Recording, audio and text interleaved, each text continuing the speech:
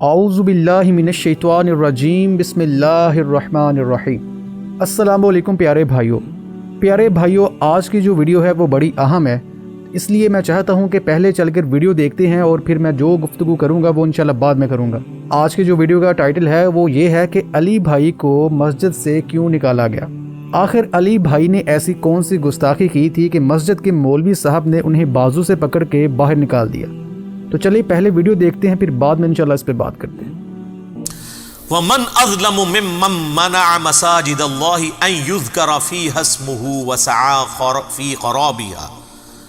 یہ بڑی امپورٹنٹ آیت ہے 114 نمبر سورۃ البقرہ کی۔ یہ آلموسٹ سمجھ لیں ہر مسجد کی سٹوری ہے تو یہ مسجد حرام کے بارے میں نازل ہوئی ہے۔ اللہ تعالیٰ ماتا ہے وَمَنْ أَظْلَمُ مِمَّنْ مَنَعَ مَسَاجِدَ اللَّهِ، اس سے بڑھ کر ظالم کون ہے جو منع کر دے اللہ کی مسجد میں آنے سے، ان یذکر فیہا اسمہ، کہ اس کا نام یعنی اللہ کا نام ذکر کیا جائے مسجد کے اندر، وسعی فی خرابہا، اور مسجد کی بربادی کا، ویرانی کا وہ خواہاں ہو۔ استغفر اللہ۔ یہ بات مشرکین عرب کو ہو رہی ہے جنہوں نے مسلمانوں کے اوپر بین کر دیا تھا کہ وہ حرم مکہ کے اندر آ کے نماز ادا کریں یا اللہ کا ذکر کریں۔ اللہ کہتا ہے کیسے ظالم ہے، ایک طرف یہ چیز فیسلٹی اویل کر رہے ہیں کہ ہم حرم کے متولی ہیں، اور ظلم کی انتہا یہ ہے، انہوں نے اوپر ایسے ظلم اپنے اوپر کیا ہوا ہے کہ یہ مسلمانوں کو اللہ کا ذکر کرنے سے مسجد میں روکتے ہیں، تو دراصل یہ مسجد کی ویرانی چاہ رہے ہیں۔ جب آپ کسی کو مسجد میں ذکر نہیں کرنے دیں گے تو مسجد کی آبادی جو ہے وہ مسجد میں ایئر کنڈیشن لگانے سے یا زیادہ ٹوٹیاں لگانے سے یا خوبصورت قالین بچھانے سے ہوتی ہے یا نمازیوں سے؟ تو مسلمانوں کو اللہ کا ذکر کرنے سے روکتے تھے۔ تو اللہ تعالیٰ فرماتا ہے اس سے بڑا کوئی شخص ظالم نہیں ہو سکتا جو مسجد میں اللہ کا ذکر کرنے سے روکتے۔ اب اس کا کیا مطلب ہے؟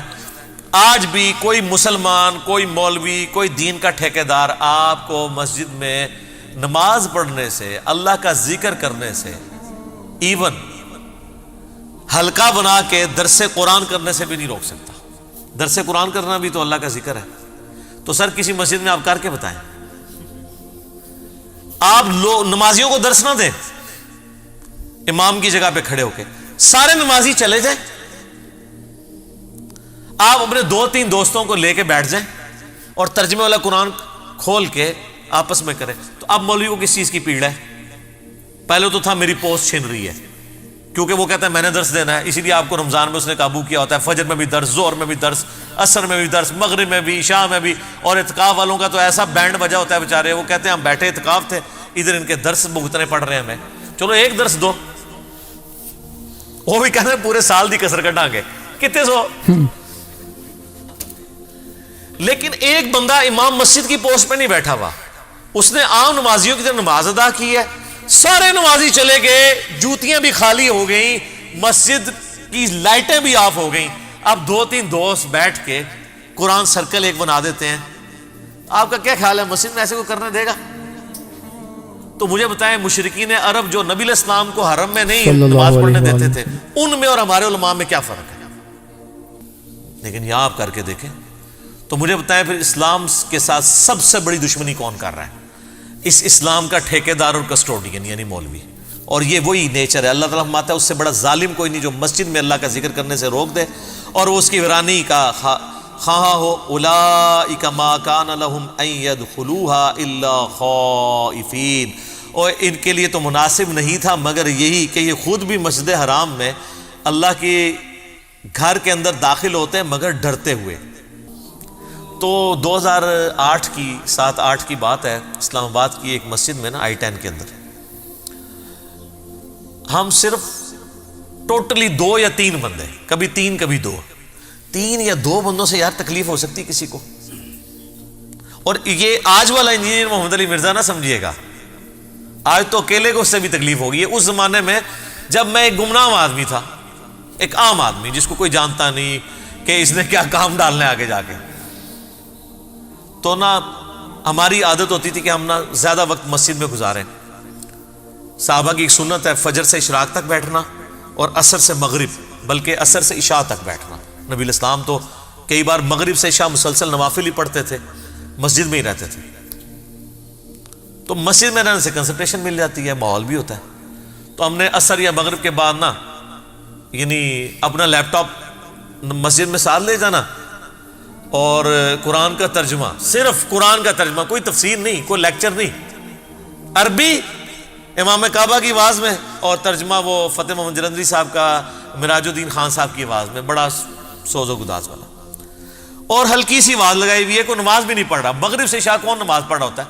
مغرب تو لوگ پڑھ کے چلے جاتے ہیں، تقریباً 20 منٹ کے بعد مسجد ویران ہوتی ہے آلموسٹ، جب تک کہ اذان عشاء کی نہ شروع ہو جائے.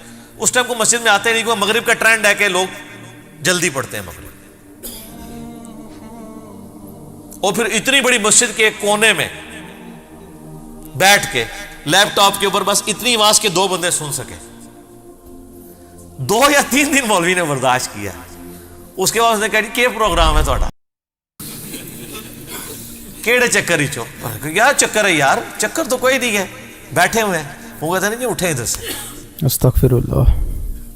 اچھا، اور میں آپ کو وثوق سے کہتا ہوں، اگر میں قرآن ترجمے سے نہ سن رہا ہوتا، قرآن نہ پڑھ رہا ہوتا، ویسے 2 بندے روزانہ مغرب سے عشاء بیٹھ کے گپے مارتے رہے نا مسجد کے اندر، درس و تدریس نہ کریں، یہ جو قرآن میں ہے نا کہ اللہ کا ذکر سے روکیں گے، یہ ویسے بیٹھ کے گپے مارتے رہے، کسی نے اللہ کے فضل سے آپ کو نہیں تنگ کرنا.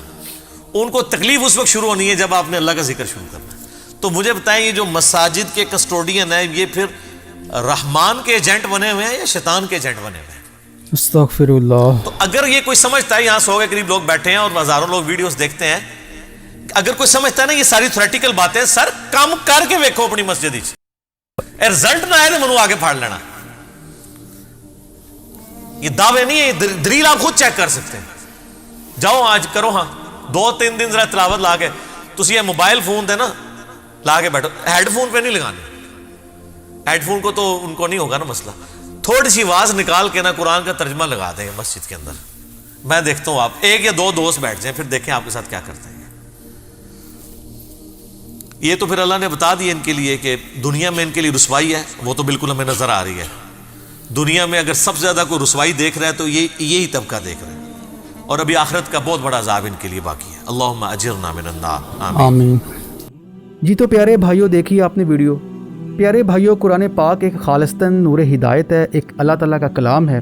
آخر یہ فرقہ پرست مولوی کیوں نہیں چاہتے کہ آپ قرآن پاک کو ترجمے کے ساتھ پڑھیں؟ تو اس کے پیچھے جو ریزن ہے وہ میں آپ کو بتا دینا چاہتا ہوں. آپ یہ دیکھیں کہ جو مولوی یا جو عالم دین آپ سے یہ کہے کہ آپ قرآن پاک کو ڈائریکٹ ترجمے کے ساتھ نہ پڑھیں، تو آپ سمجھ جائیے کہ اس کے جو عقائد ہیں نا وہ قرآن و سنت کے اینٹی ہیں. اور یہ مولوی ہرگز نہیں چاہتا کہ آپ قرآن پاک ترجمے کے ساتھ پڑھیں اور پھر اس قابل ہو جائیں کہ آپ اس مولوی کے ساتھ عقائد پر بات کر سکیں. جیسا کہ قرآن پاک میں واضح طور پر لکھا ہوا ہے کہ صرف اللہ تعالیٰ کی ذات کو پکارنا سچ ہے. لیکن ہم مسلمانوں کا ایک بھاری گروہ ایسا بھی ہے جو کہ یا علی مدد، یا رسول اللہ مدد کے علاوہ یا غوث اعظم اور ہر قسم کے پیر کو وہ مدد کے لیے پکارتا ہے. یہاں تک کہ ممبر رسول پہ بیٹھ کے ان ہستیوں سے مدد مانگی جاتی ہے جو کہ اپنی زندگی گزار کے موت کی تکلیف جھیل کے اس دنیا فانی سے کوچ کر چکے ہیں. ان کا اب اس دنیا سے کوئی واسطہ نہیں ہے، وہ اپنی برزخی زندگی میں جا چکے ہیں. اب ان نام نہاد علماء اکرام کی عقل پہ ماتم نہ کیا جائے تو پھر کیا کیا جائے؟ دعا ہے کہ اللہ تبارک و تعالی ہمیں بھی اور ہمارے ان بھائیوں کو بھی عقل سلیم استعمال کرتے ہوئے حق بات کو قبول کرنے کی توفیق عطا فرمائے. آمین ثم آمین. تو دوستو، ویڈیو کے بارے میں اپنی رائے کا اظہار کمنٹ باکس میں لازمی کریں. میں ملوں گا انشاءاللہ آپ سے ایک نئی ویڈیو میں. اللہ حافظ.